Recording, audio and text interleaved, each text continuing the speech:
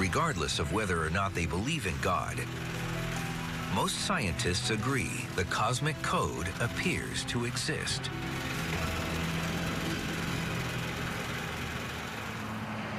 Everything in the universe is determined by the fundamental forces of nature.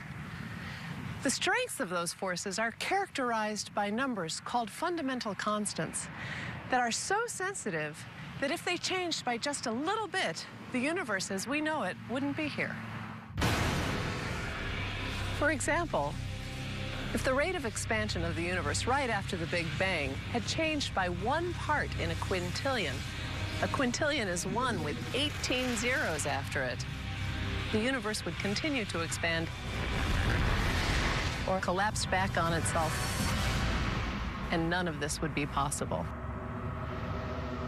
To illustrate just how small a number 1 part in a quintillion is, imagine all the grains of sand on this beach. In fact, imagine all the grains of sand in all the world's beaches. That number's probably somewhere around a quintillion. In this analogy, if all that sand represented the rate of expansion of the universe right after the Big Bang, how many grains of sand would I need to add or subtract to wreck the universe? Just 1 grain, 1 in a quintillion. That's how precise things had to be for us to be here.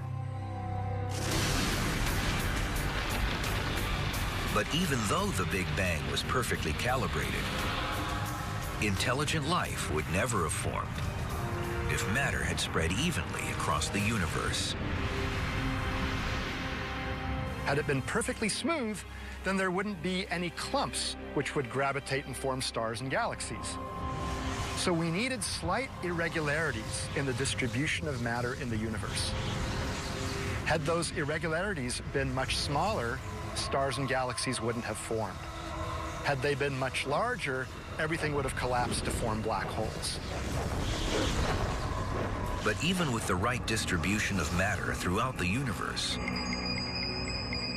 life would still never have formed without a complex series of processes inside stars that converted helium and hydrogen into heavier elements like carbon that form the basis of all living beings.